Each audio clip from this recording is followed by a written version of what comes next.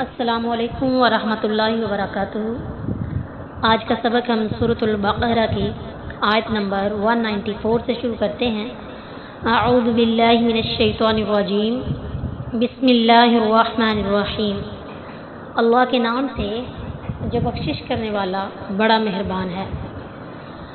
الشہر الحرام، حرمت والا مہینہ، بالشہر الحرامی، بدلے حرمت والے مہینے کے، والحرمات اور حرمتیں، قصاص قصاص ہیں، فمن اعتدی پس جو کوئی زیادتی کرے، علیکم تم پر، فاعتدوا تو تم بھی زیادتی کرو، علیہ اس پر، بمثلی جیسی، ما اعتدی اس نے زیادتی کی، علیکم تم پر، واتقوا اللہ اور ڈرو اللہ تعالیٰ سے، وَاعْلَمُوا اور جان لو، ان اللہ یہ کہ اللہ تعالیٰ، مع المتقین پرہیزگاروں کے ساتھ ہے۔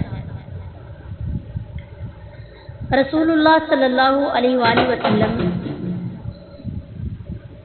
جب ذوالقعدہ 7 ہجری میں عمرہ کے لیے تشریف لے گئے تو کفار نے مزاحمت کی اور عمرہ سے روک دیا، مگر آخرکار صلح ہوگی اور قرار پایا کہ مسلمان آئندہ سال عمرہ کر لیں۔ یہ معاہدہ صلح حدیبیہ کے نام سے مشہور ہے۔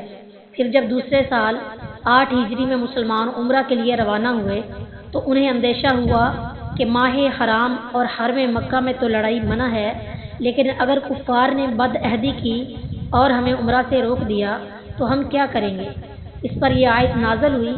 ابن کثیر رحمۃ اللہ علیہ، یعنی حرمت والے مہینوں کی حرمت کی پاسداری کفار کی طرف سے ان کی حرمت کی پاسداری کے مقابلے میں ہے۔ اگر وہ حرام مہینوں کا لحاظ نہ کریں تو تم بھی نہ کرو، اور اگر وہ بد عہدی کریں تو تم بھی حرم کا لحاظ مت کرو۔ قرطبی ابن کثیر، واضح رہے کہ حرمت والے مہینے 4 ہیں: ذوالقعدہ، ذوالحجہ، محرم اور رجب۔ اگرچہ زیادتی کے جواب کو زیادتی نہیں کہا جاتا بلکہ وہ عین حق ہے، مگر یہ صرف لفظ کی حد تک مشابہت ہے کہ فمن اعتدی کے مقابلے میں لفظ فاعتدوا آیا ہے، جیسے فرمایا وجزاء سیئۃ سیئۃ مثلھا، سورۃ الشعراء آیت نمبر 30، اور کسی برائی کا بدلہ اس کی مثل ایک برائی ہے۔